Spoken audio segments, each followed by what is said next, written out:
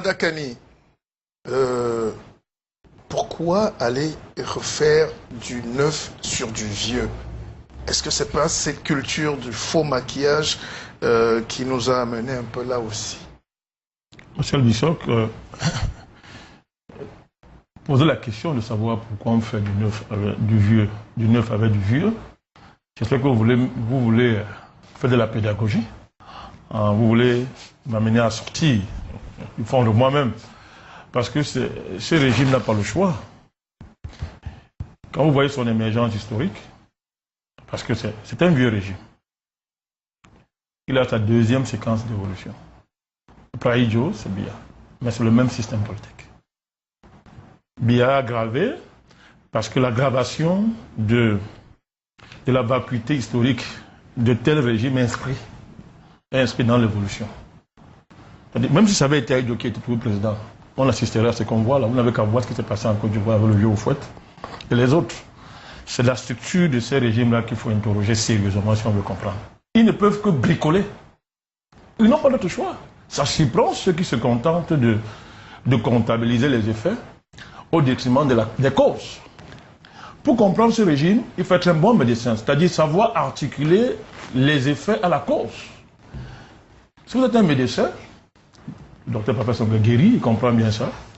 Vous êtes médecin et que vous passez votre temps à soigner les effets d'un malade, vous le tuez en douceur.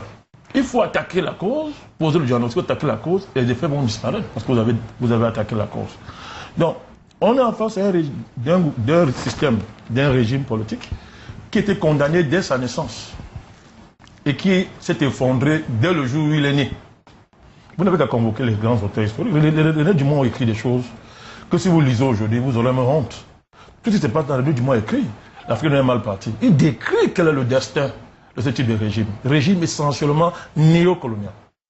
Ce sont des régimes extrêmement néocoloniaux qui n'ont pas vocation à développer leur pays, mais plutôt à développer les contradictions néocoloniales pour les mener à leur extrémité. C'est-à-dire, comme au Congo, par exemple, je ne sais pas lequel, j'ai juste pris un Congo au hasard, pour s'assurer de sa longévité, de sa mort au pouvoir, on est prêt à brader le pétrole des Congolais. Mais vous avez tout dit.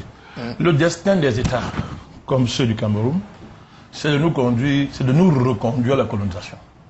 Et vous n'avez qu'à voir l'histoire de l'Afrique depuis la crise ivoirienne. Tout le monde sait, ce qui refusait de voir qu'il y a un projet de recolonisation de l'Afrique.